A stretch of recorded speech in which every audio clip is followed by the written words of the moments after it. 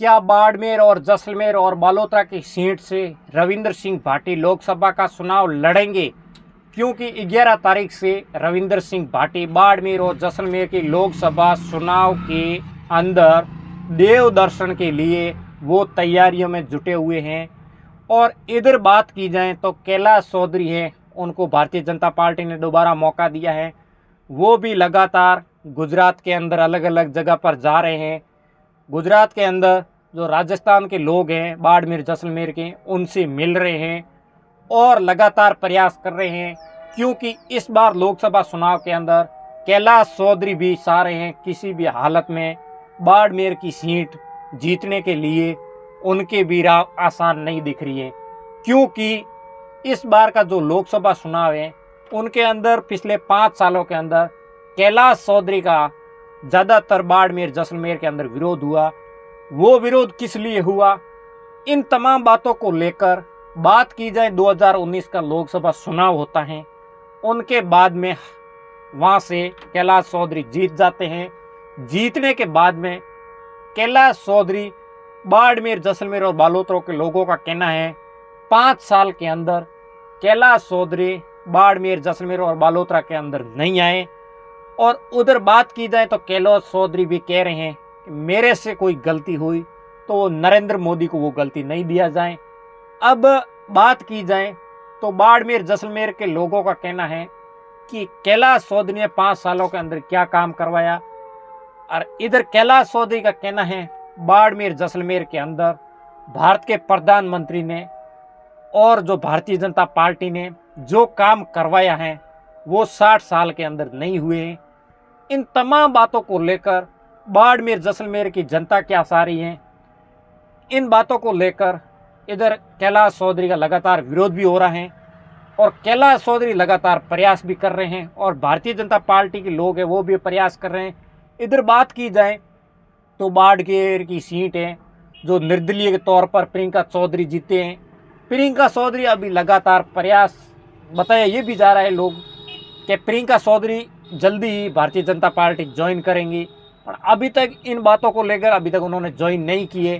क्या बाड़मेर जैसलमेर की सीट लोकसभा चुनाव को लेकर प्रियंका चौधरी भारतीय जनता पार्टी ज्वाइन करती हैं, फिर कैलाश चौधरी के साथ में दिखती है लोकसभा चुनाव के अंदर प्रसार में, तो फिर वो वोट दिला पाएगी, या फिर इस बार लोकसभा का चुनाव बाड़मेर जैसलमेर का किस तरफ जाएगा। और उधर रविंद्र सिंह भाटी लगातार प्रयास कर रहे हैं कि लोकसभा का चुनाव लड़ेंगे किसी भी हालत में। अब इन तमाम बातों को लेकर लोग कईयों का ये भी कहना है रविंद्र सिंह भाटी लोकसभा का चुनाव लड़ेंगे नहीं। उनका ये कहना है क्यों है कि रविंद्र सिंह भाटी के लगातार भारतीय जनता पार्टी उनके ऊपर दबाव बना रहे हैं। दबाव ऐसा बना रहे हैं क्योंकि शिव की जनता का रविंद्र सिंह जो वादे किए हैं वो काम करा सकें।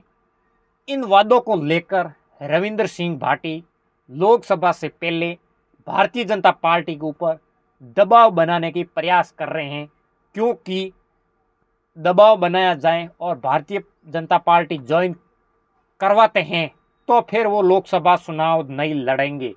इसलिए लोगों का कहना है रविंद्र सिंह भाटी खाली दबाव बना रहे हैं। पर रविंद्र सिंह भाटी का खुले तौर पर कहना है किसी भी हालत में पीछे घिसकने वाला नहीं हूँ, लोकसभा चुनाव लड़ूंगा। और बाड़मेर और बालोतरा और जैसलमेर की जनता से वो बोल रहे हैं किसी भी हालत में पीछे नहीं घिसकूंगा और लोकसभा चुनाव का लड़ूंगा और हबीड़ बजा के दिखाऊंगा। क्योंकि 2023 के अंदर उन्होंने खुले तौर पर पहले वो बीजेपी ज्वाइन करते हैं, फिर उनको टिकट नहीं मिलती है, फिर वो निर्दलीय लड़ते हैं, फिर वो जीत जाते हैं। उसके बाद में बीजेपी से वो बताया ये भी जा रहा है, मीडिया से जब बात की तो उन्होंने बोला मेरी भारतीय जनता पार्टी हो या फिर कांग्रेस हो, सबसे बातें होती रहती हैं।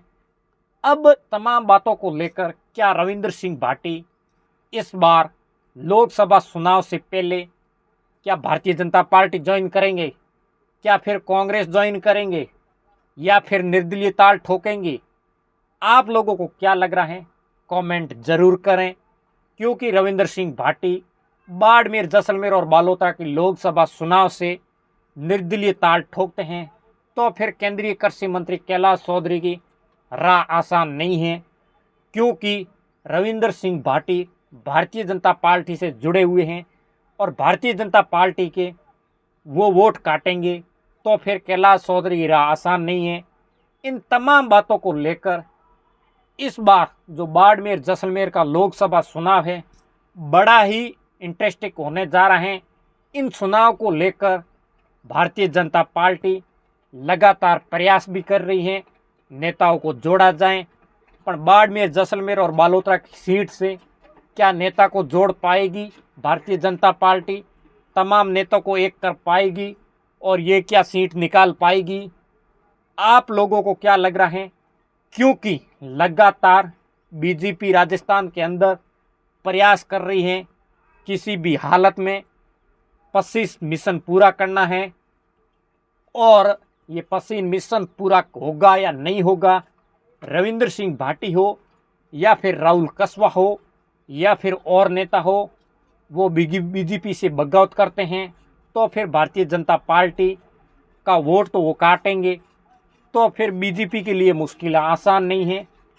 पर इन बातों को लेकर अभी तक 15 नामों को बीजेपी ने ऐलान किया है, उनके बाद में दूसरी लिस्ट अभी तक जारी नहीं हुई है और राजस्थान के अंदर लगातार बीजेपी नामों को लेकर अलग अलग कमेटी में बातें हो रही हैं कि इनको उतारा जाए हैं। पर इस बार जो बात की जाए बाड़मेर जैसलमेर की सीट है, बड़ा ही इंटरेस्टिंग होने वाला है। और आप इस वीडियो को यूट्यूब पर देख रहे हो तो सब्सक्राइब कर लें और फेसबुक पर देख रहे हो फॉलो ज़रूर करें और वीडियो को शेयर ज़रूर करें। और अगले नए वीडियो मिलते हैं। राम राम, नमस्कार।